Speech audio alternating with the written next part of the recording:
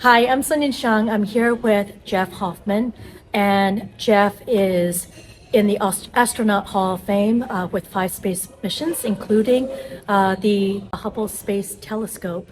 And Jeff, you're sharing with me that language is about shared experiences and why language may not be enough. What do you mean by that? The way this came about, you asked me, as many people do, what's it like in space? I mean, that's the most common question I get. And I mean, we can show pictures of what it looks like, but the feeling of weightlessness, what it feels like, that's very difficult because to explain in words are based on shared experience, languages. You know, I'm wearing a red shirt. If I tell you, if you didn't see me, but I said I'm wearing a red shirt, you would know what I'm wearing because you've seen the color red. If I say I hold my hand over a candle flame and it burns, it hurts. You know what that means because you've experienced it. The feeling of weightlessness is such a unique experience. It's unlike anything that we experience here on the earth. And so, I can use analogies. It's a little bit like floating in the water.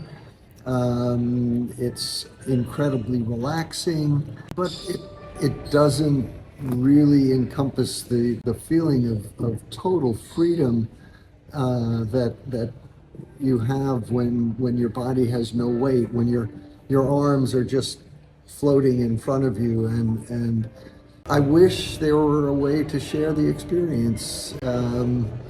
But if you want to really know what it's like to be weightless, you got to go to space.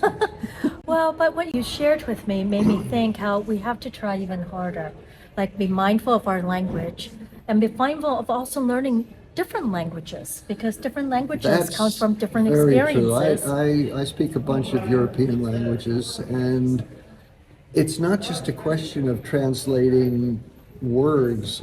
When you learn another language, you have a door into another culture. Yes. Sometimes another way of thinking about things, Yes. another way of looking at the world. And that is something that we can work at, sharing to understand one another's cultures, because there we do have the opportunity to experience it without going into space. So I think, today, even with AI and technology, we can translate instantly any language that we're engaging with, but it still means we have to learn that language. There's beauty to learning that language because that's where the connectivity with the human experience comes Until from. you have learned at least a second language, you don't really understand what language is.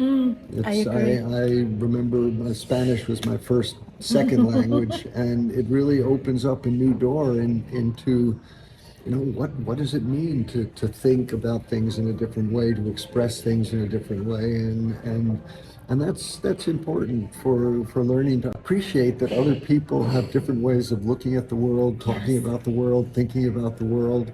And if we're going to get along together, we need to be able to put ourselves into other people's shoes and try to understand how they feel about things.